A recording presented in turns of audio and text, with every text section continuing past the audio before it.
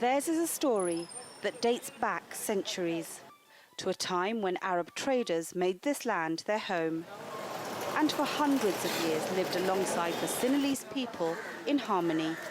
When there were conflicts, especially when the Portuguese and the Dutch colonizers came and also took over the coastal parts of the country where the Muslims were living, then the colonialists, they persecuted the Muslims.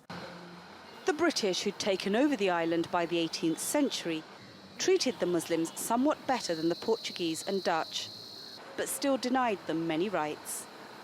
During those troubled years, the Muslim community managed to retain its distinct identity and continued to practice its faith.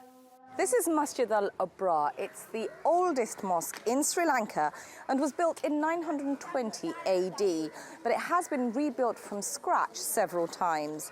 Now, it's right on the coast, and Arab sea merchants used it as their place of worship. The years following Sri Lanka's independence brought turmoil to all ethnic groups. The separatist liberation tigers of Tamil Eelam, or LTTE, massacred hundreds of Muslims and evicted an estimated 100,000 of them from their homes in the north. There are now around 2 million Muslims living in Sri Lanka, just over 9% of the population. The largest ethnic group are the Sinhalese, at around 75%. Most are Buddhists. Then there are the Tamils, who are mainly Hindu and make up around 15%. Sri Lanka's Muslims earn their income mainly through business, with many owning spice and textile shops and general food stores. They're settled all over the country, but the highest concentrations are in major cities such as Colombo and Kandy, and in and around the towns of Kalmunai, Eravor, Aluthgama and Katankudi.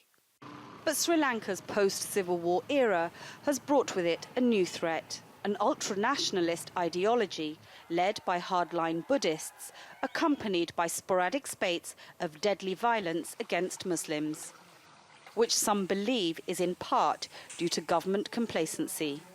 What is required more in school curriculum is a lesson in reconciliation. I think more lessons in reconciliation. When the Arab traders first arrived on this beautiful island, they thought they had found paradise. But today's Muslims are discovering Sri Lanka is no longer as idyllic as their ancestors believed. Shamim Chowdhury, TRT World, Colombo, Sri Lanka.